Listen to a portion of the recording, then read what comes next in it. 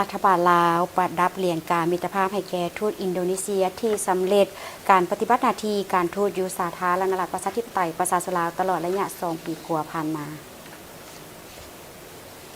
ในวันที่23 กุมภาพันธ์ 2026 ที่กระทรวงการต่างประเทศฐานทองสวรรค์พรหมวิหารรัฐมนตรีกระทรวงการต่างประเทศแห่งสาธารณรัฐประชาธิปไตยประชาชนลาวได้ต้อนรับการเข้าเยี่ยมอำลาของทานนางกาตาเอนดาเวอร์ดานิงเตรียนเอกอัครราชทูตวิสามัญผู้มีอำนาจเต็มแห่งสาธารณรัฐอินโดนีเซียประจำลาวพร้อมทางได้ต่างหน้าให้รัฐบาลลาวประดับเหรียญการมิตรภาพให้แก่ทานเอกอัครราชทูตอินโดนีเซียในโอกาสที่สำเร็จการปฏิบัติหน้าที่การทูตอยู่สาธารณรัฐประชาธิปไตยประชาชนลาว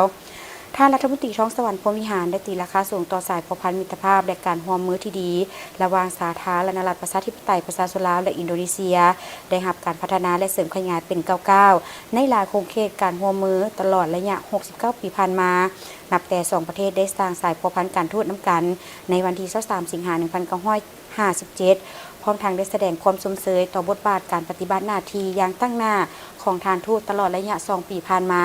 และได้สำเร็จหน้าที่การทูตของตนอยู่สาธารณรัฐประชาธิปไตยประชาชนลาวอย่างจบงาม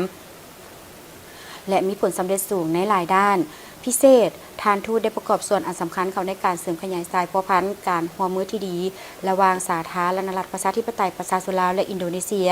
เป็นต้นด้านการเมืองการศึกษา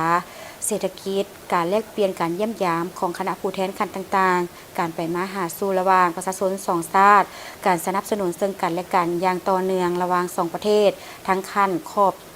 ในขอบ2ฝ่ายและหลายฝ่ายย้อนเห็นได้ผลงานอันใหญ่หลวงรัฐบาลลาวได้ตกลงมอบเหรียญการมิตรภาพให้แก่ทานนางกาตาเอนดาเวอร์ดานิงเตรียนเอกอัครราชทูตวิสามัญผู้มีอำนาจเต็ม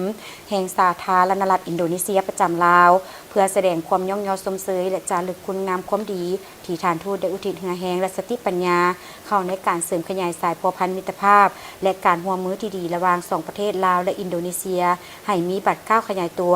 และแน่นแฟ้นตลอดการปฏิบัติหน้าที่การทูตของตนอยู่สาธารณรัฐประชาธิปไตยประชาชนลาว